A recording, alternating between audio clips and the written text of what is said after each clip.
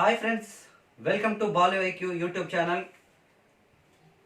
భారతదేశంలో national emergency పెట్టి సరిగ్గా నిన్నటికి 45 సంవత్సరాలు కంప్లీట్ అయింది.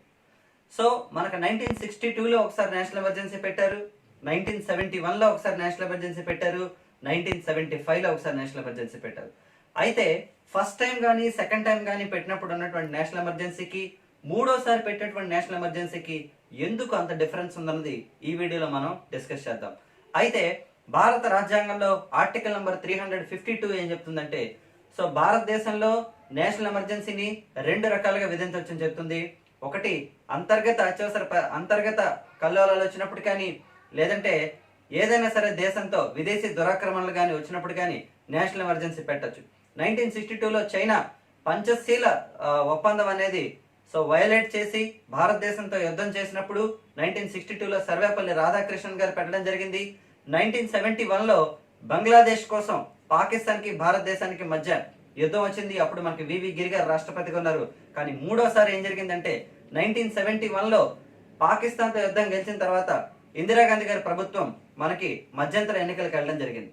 ఆ మిడ్ టర్మ్ ఎలక్షన్స్ లో గరీబీ హటావో స్లోగన్ ఇవ్వడం ద్వారా భారీ మెజారిటీతో 1971లో ఇందిరాగాంధీ గారు గెలవడం జరిగింది. అయితే 1971లో భారీ మెజారిటీతో గెలిచినప్పటికి కూడాను మనకి రాయ్ బరేలీ అనేటటువంటి ఉత్తరప్రదేశ్ లోక్సభ నియోజకవర్గం నుంచి గెలిచినటువంటి ఇందిరాగాంధీ గారి మీద ఆమెకి వ్యతిరేకంగా పోటీ చేసినటువంటి రాజ్ నారాయణ్ అనే వ్యక్తి అలహాబాద్ హైకోర్టులో ఒక పిల్ వేయడం జరిగింది. పిల్ అంటే పబ్లిక్ ఇంట్రెస్ట్ లిటిగేషన్. ఇందిరాగాంధీ గారు ప్రధానమంత్రిగా ఉన్నప్పుడు కాబట్టి ఆమె ప్రభుత్వం యొక్క ఖర్చులను ఉపయోగించి ప్రభుత్వం యొక్క వాహనాలను వాడి అక్రమంగా గెలిచారని చెప్తూ కేసు వేయడం జరిగింది.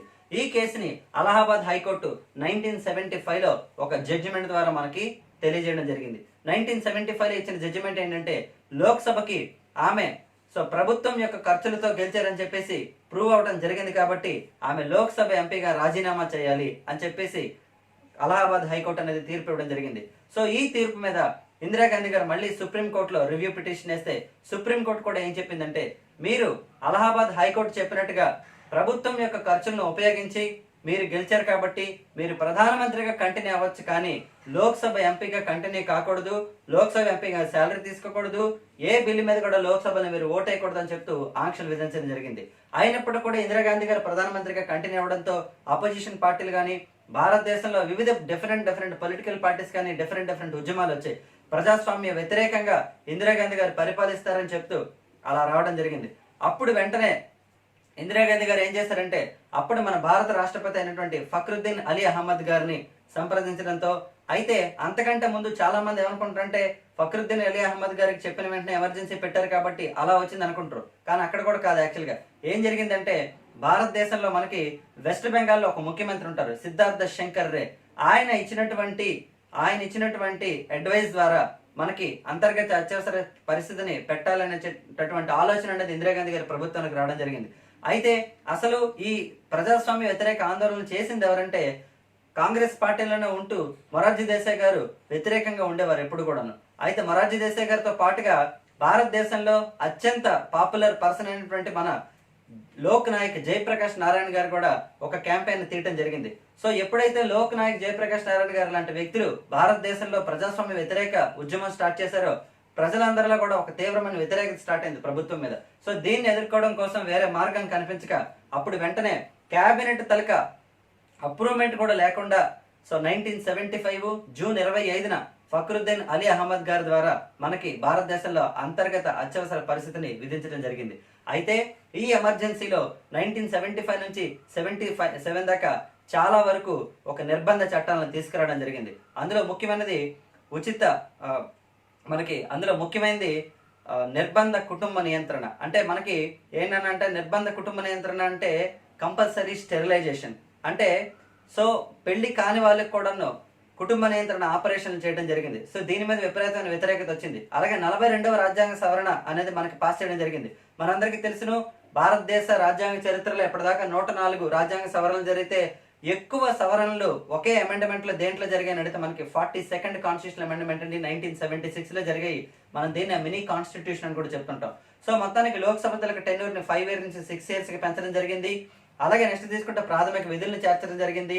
దీంతో పాటుగా 1976లో జనాభా విధానాన్ని కూడా తీసుకురావడం జరిగింది. ఇలా చాలా విషయాలతో పాటుగా దాదాపు 11 లక్షల మంది అపోజిషన్ లీడర్స్ ని జైల్లో పెట్టడం జరిగింది.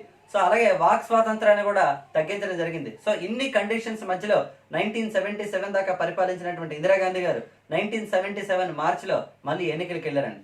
సో ఈ ఎన్నికల్లో మొరార్జీ దేశాయ్ గారు జనతా అనే కొత్త పార్టీని కొన్ని పొలిటికల్ పార్టీస్ తలకి సపోర్ట్తో, దాదాపు 7 పొలిటికల్ పార్టీస్ తలకి సపోర్ట్తో జనతా అనే ఒక కొత్త పార్టీని ప్రారంభించి ఎన్నికలకు వెళ్ళడం జరిగింది.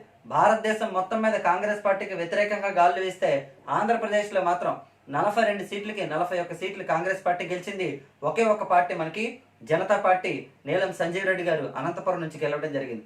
ఆ తర్వాత నీలం సంజీవ్ రెడ్డి గారు లోక్సభ స్పీకర్ అయ్యారు జనతా పార్టీ తరఫున. ఆ తర్వాత 109 రోజుల తర్వాత రాష్ట్రపతిగా ప్రమాణ స్వీకారం చేయడం జరిగిందండి. యునానిమస్ గా గెలిచిన మొట్టమొదటి రాష్ట్రపతి నీలం సంజీవ్ రెడ్డి గారు. ఆయన జనతా పార్టీ నుంచి ఎన్నిక కావడం జరిగింది. అయితే 1977లో అధికారంలోకి వచ్చినటువంటి మొరార్జీ దేశాయ్ పార్టీ ఏం చేసిందంటే షా కమిషన్ ని అపాయింట్ చేయడం జరిగింది. అంటే 1975 నుంచి 77 దాకా పెట్టినటువంటి ఎమర్జెన్సీలో జరిగిన కండిషన్స్ కి సంబంధించి ప్రభుత్వ వ్యతిరేక విధానాల మీద ఒక కమిషన్ వేస్తే ఆ కమిషన్ ఇచ్చినటువంటి తీర్పు ఆధారంగా మనకి 3 రోజుల పాటు ఇందిరాగాంధీ గారిని అరెస్ట్ చేయడం కూడా జరిగిందనమాట. సో ఈ కండిషన్స్ అన్నింటి తర్వాత 1977 నుంచి 79 దాకా మొరార్జీ దేశాయ్ గారు పరిపాలించారు. 79 నుంచి 80 దాకా చరణ్ సింగ్ గారు పరిపాలించిన తర్వాత 1980లో అప్పటి రాష్ట్రపతి నీలం సంజీవ్ రెడ్డి గారు మనకి లోక్సభను రద్దు చేసి మళ్ళీ ఎన్నికలకి వెళ్ళడం జరిగింది. ఆ మళ్ళీ ఎన్నికలకి కండక్ట్ చేయడం జరిగింది. సో 1980లో ఏమైందంటే మరోసారి నాకు ఛాన్స్ ఇవ్వండి, ఒకసారి మిస్టేక్ జరిగింది, మళ్ళీ నాకు ఛాన్స్ ఇవ్వండి ఇందిరాగాంధీ అడగడంతో 1980లో మళ్ళీ కాంగ్రెస్ పార్టీ అనేది అధికారంలోకి వచ్చింది. 1980లో ఏం జరిగిందంటే జనతా పార్టీ అనేది పెద్దగా ప్రభావం చూపించలేకపోయింది. ఆ 1980లో జనతా పార్టీతో పాటుగా జనతా పార్టీలోంచి, జనతా పార్టీ అంటే మనం ఏం చెప్పాం 7 పొలిటికల్ పార్టీస్ అన్నాం. అందులో ఒక పొలిటికల్ పార్టీ ఏంటంటే మనకి శ్యామ్ ప్రసాద్ ముఖర్జీ గారు ప్రారంభించినటువంటి జనసంఘ్ పార్టీ.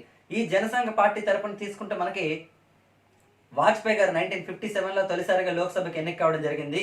అయితే ఈ జనసంఘ్ పార్టీ అనేది 1977 జనతా పార్టీలో విలీనమైంది.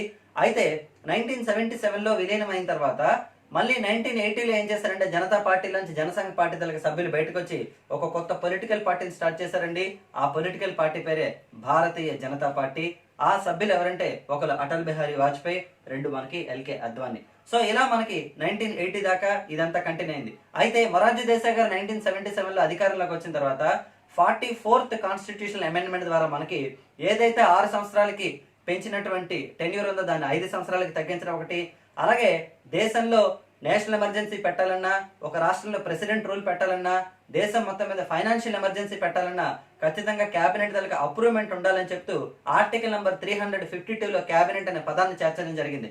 ఒక రాష్ట్రంలో రాష్ట్రపతి పాలన పెట్టాలంటే 356 ఆర్టికల్, దేశం మొత్తం మీద ఆర్థిక అత్యవసర పరిస్థితి పెట్టాలంటే ఫైనాన్షియల్ ఎమర్జెన్సీ పెట్టాలంటే ఆర్టికల్ 316 యూజ్ చేస్తారండి. ఈ మూడిట్లో ఏది యూజ్ చేయాలన్నా ఖచ్చితంగా క్యాబినెట్ తలకి అప్రూవ్మెంట్ అనేది ఉండాలని చెప్పేసి ఒక రూల్ పెట్టడం జరిగింది. అలాగే మనకి 44th అమెండ్మెంట్ ద్వారానే మనకి ప్రాథమిక హక్కుల జాబితాల నుంచి ఆర్థిక హక్కులు తీసేయడం జరిగింది అనమాట. సో కాబట్టి ఫండమెంటల్ రైట్స్ నుంచి మనకి రైట్ టు ప్రాపర్టీని తీసి దాని ఒక లీగల్ రైట్ గా 12వ పార్ట్లో ఆర్టికల్ 300A మనకి పెట్టడం జరిగింది అనమాట. ఏదైనా సరే నేషనల్ ఎమర్జెన్సీ అనేది మనకి 45 ఇయర్స్ కంప్లీట్ అయింది కాబట్టి దీని మీద మనం ఎగ్జామ్ పాయింట్ ఆఫ్ వ్యూలో ఫోకస్ చేయాల్సిన అవసరం ఉంది. నేను మీకు చెప్పినటువంటి వీడియోలో దాదాపు మీకు 4 నుంచి 5 మంచి క్వశ్చన్స్ అనేవి కవర్ అవుతాయి. ఇలా నేను ప్రతిరోజు ఒక కరెంట్ అఫైర్స్ కి సంబంధించిన వీడియోని చేద్దామని డిసైడ్ అయ్యాను. పాలిటిక్స్ సంబంధించిన బిట్లు కూడా త్వరలో పోస్ట్ చేస్తాను. Thank you so much and watch my channel regularly.